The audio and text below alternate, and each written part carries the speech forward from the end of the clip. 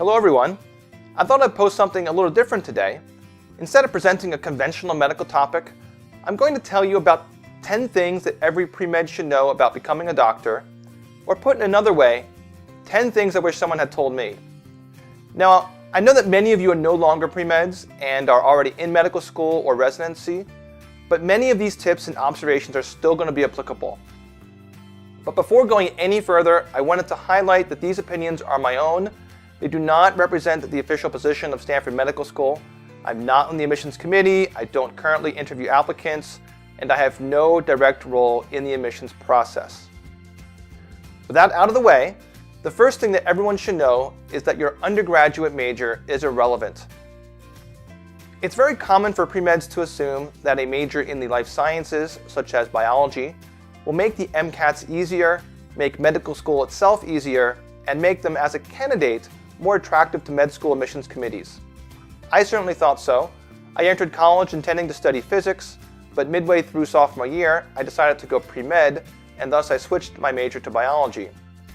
It just seemed to make sense at the time, but in retrospect, the switch was unnecessary and in fact a mistake. Let's talk about why. First, does it make the MCATs easier? No. Consider this data from the AAMC on MCAT scores broken down by major. Among both all those students who applied and those students who actually matriculated to med school, biology and health science majors had the lowest total MCAT scores. It might not be surprising that the physical science majors scored well, since it's easier for a physicist to memorize facts for a biological sciences section than it is for a biologist to master the physics and chemistry concepts for the physical science section, just based on how those sections are developed and arranged. However, even the humanities majors beat out the bio majors. Does being a bio major help in med school? Yes, but only a tiny bit. This depends on how an individual school's curriculum is structured, but in many schools, routine biology topics such as genetics or biochem are generally confined to the first 1 or 2 months. The remainder of the preclinical curriculum is going to include gross anatomy, biostatistics, histology, pathophysiology, interviewing skills, and the physical exam. So unless your undergrad bio major included human cadavers, it will probably only help with just a small handful of lectures at the beginning of first year. Finally, will you be a more attractive candidate as a bio or health sciences major? And no, unfortunately not at all. Admissions committees realize that an undergrad bio degree has minimal benefit in med school and won't necessarily help your career beyond. So why would they consider it a positive attribute? In fact, here's the matriculation rates to med school by majors. Once again, the biological and health sciences are at the bottom, with the fewest applicants actually getting themselves accepted. There are certainly confounding factors, such as maybe the overall caliber of the average physics major applying to med school is simply higher than that of the average bio major. But there's certainly the suggestion that going bio doesn't help. In my opinion, in college, pre-med should major in whatever they love to learn about the most, keeping in mind the possibility they might not get into med school. For me, if I could go back in time, I definitely would have either finished physics or have switched to engineering. In my current job as a doctor, I don't use a single thing that I learned while pursuing my bio degree. Tip number 2, the highest ranked schools and residencies don't necessarily provide the best clinical training. Most people who are watching this video have probably come across some type of ranking system for schools or residencies, for example, the annual rankings in US News and World Report. But you need to be aware that the methodology for these rankings is most reliant on metrics, which are not direct measures as to whether the school trains outstanding doctors. For example, how much research is done, what the reputation is like, how hard it is to get into the school, and the average MCAT score and GPA among students accepted. What does any of that have to do directly with whether the quality of education they provide is actually good? Nothing. Even the reputation can be misleading, since reputation is usually a generation out of date and, to be honest, is influenced by the US News and World Report rankings itself, a classic self-fulfilling prophecy.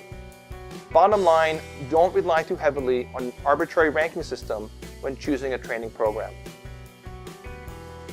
However, tip number 3, while a bright, self-motivated person can succeed and thrive in almost any school or training program, pedigree still matters for competitive specialties and academic positions. What exactly does this mean? If you're thinking about a career in specialties such as optho, derm, or ortho, Where you went to med school will still matter to the residency programs when they decide whether or not to accept you or even to interview you. This also is a factor when applying to a position at a large academic center after residency. That's not to say that a Durham residency will never accept a student whose undergrad time was spent at a community college or little-known state school, but rightly or wrongly, that background will definitely hurt his or her chances. The value of an excellent mentor cannot be overstated, and no, your official pre-med advisor doesn't count. So what is a mentor?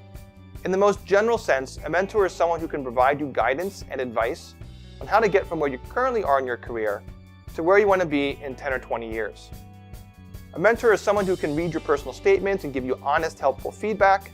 They're someone who knows the right person to talk to when you're thinking about joining a lab. They are someone who can give you confidential advice when you're faced with a decision about work-life balance or how to choose a med school. A mentor does not need to be doing the exact same thing that you want to be doing down the road, but they should have some reliable knowledge about what that road looks like. So, if you're contemplating a career in academia, they should be in academia themselves. If you are contemplating a career in research, they should spend time in a lab. Why should you probably not consider your official pre-med advisor to be your mentor? Because he or she was probably chosen for you and also probably knows very little about the process of becoming a doctor after the step of getting into med school. And if you're sitting there watching this video and wondering, isn't getting into med school the hardest part about becoming a doctor? Then you really need to find a mentor quickly. An interesting personal aside, when I think about my own pre-med existence, I didn't have a mentor, but if forced to identify one, the person I would have named was my pre-med advisor. My advisor was randomly assigned, and I was matched with our school's dean of admissions. And everyone thought I was super lucky. After all, who would know more about getting into med school than MIT's dean of admissions? But it turns out she didn't know squat about med school and knew less than squat about residencies and fellowships. After I graduated, it turns out she didn't know that much about college either, since she had faked most of her resume, including the degree she claimed she had. So bottom line, choose your own mentor, choose him or her deliberately, and after doing your research, to be sure they'll be a good fit for you.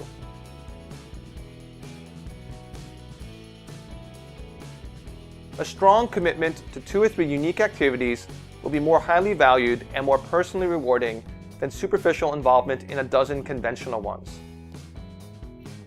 When I was in college, it felt like some pre-meds around me had a pathologic compulsion to join every activity remotely related to either medicine or community service, or pretty much anything that could give them a leadership role.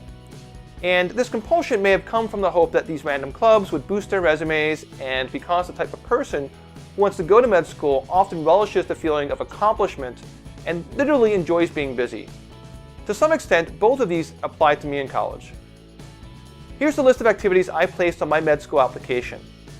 Although this was not primarily the reason for joining them, I had assumed that they would demonstrate to schools that I had diverse interests and that I must be really organized and work efficiently in order to be able to balance so many commitments. But in a dozen med school interviews, do you know how many questions I got about any of them? None. Not a single one. No one cared that I was the treasurer in the Habitat for Humanity Club, or played intramural soccer, or even that I helped tutor underprivileged kids an afternoon a month at a local elementary school. And because I was in so many different activities, I couldn't devote much time and energy to any specific one. So as a consequence, 15 years later, I feel completely ambivalent about all of those experiences. So how are things different for me in med school? Well, for one, there is way less time for random activities. Second, I had realized that there was no need to join a club just to boost the resume or application. So when it came time to apply for residency, this was the list of my activities.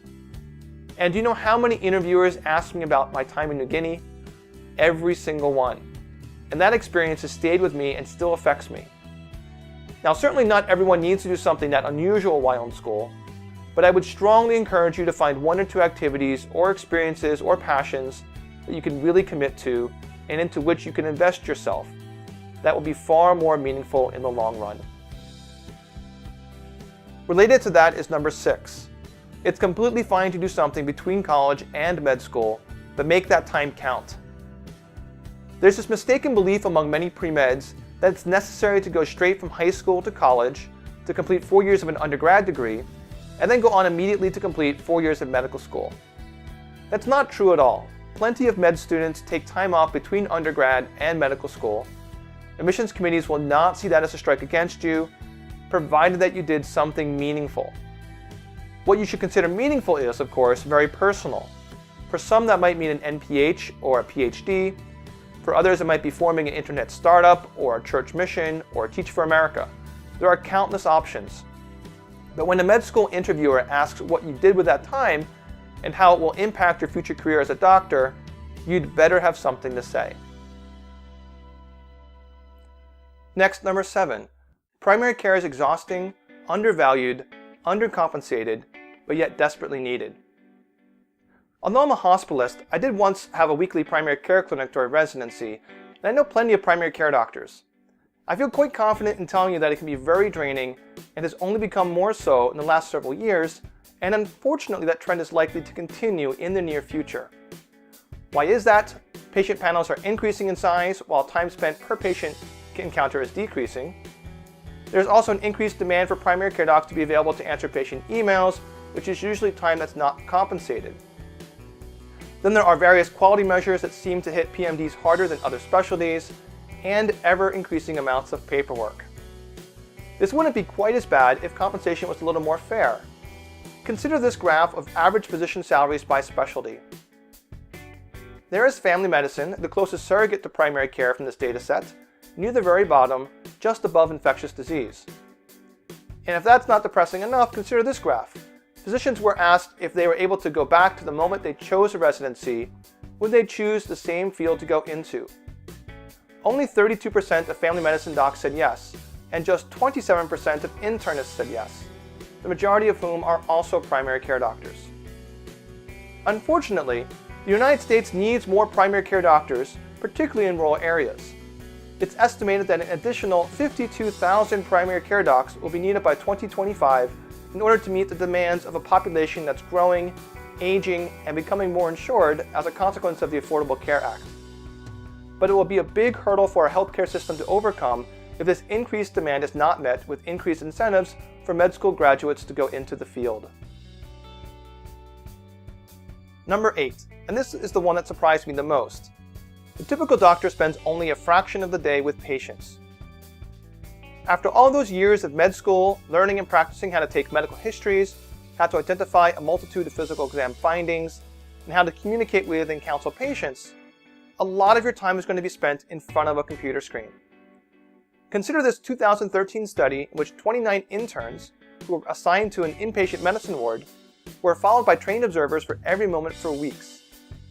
How did those interns spend their time? Well, only 12% was spent on direct patient care, that is, with the interview and examination of patients, patient education, family meetings, and performing procedures. 64% was spent on indirect patient care, including reading charts, writing notes, writing orders, consulting with other doctors, and filling out paperwork. 15% of the day was in dedicated educational activities for the medical house staff, such as conferences. 6% was spent walking around the hospital, 1% on socializing, and a whopping 1% of the day was spent on eating. That's right, in a typical 12-hour workday, interns use just 7 minutes to eat, though that does not include time spent multitasking, such as eating while reading charts or sitting in a lecture. The same study found that interns spent an average of 8 minutes at the bedside of each patient per day, and a total of 40% of the time in the hospital was spent physically sitting in front of a computer. And if you think you'll at least be spared some of this as a student, this is a study that some of my colleagues performed right here at Stanford. They looked at how many hours med students spent logged into the electronic medical record while in their clerkships. There's obviously a big difference between clerkships, partly explained by the time students needed to be in the OR while on surgery and OBGYN, but the average student, while on the internal medicine clerkship, spent 6 hours a day looking through charts and writing notes. That's crazy.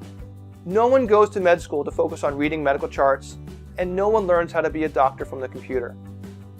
There's a dozen reasons why this happens, but as someone who routinely oversees med students and house staff on the wards, fighting this is extremely difficult. Number 9. Becoming a doctor is not a good way to become rich. This may surprise some people, particularly if I put this graph back up. I pointed out that family medicine docs make nearly the least of all doctors, but even $176,000 a year sounds pretty darn good, right? And look at orthopedics. The average orthopod pulls in over $400K. Let me be clear, I'm not saying that doctors struggle financially. We don't. We do perfectly fine.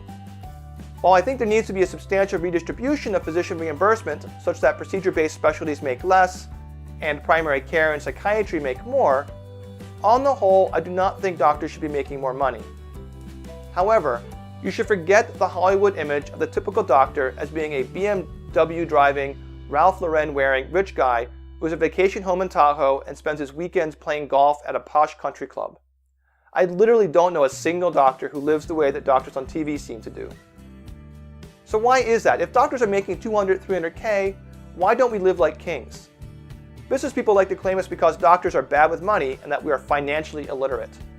But that's simply not true. Instead, it's partly because we are entering the workforce 7 to 12 years later than those in other careers, and when we do, we start off 100 to 200K in debt. And since physician jobs, particularly for specialties, are concentrated in large urban areas, the cost of living where we can be employed is higher than average. And while this is not an issue for some docs, some still pay their own malpractice insurance, which is very expensive.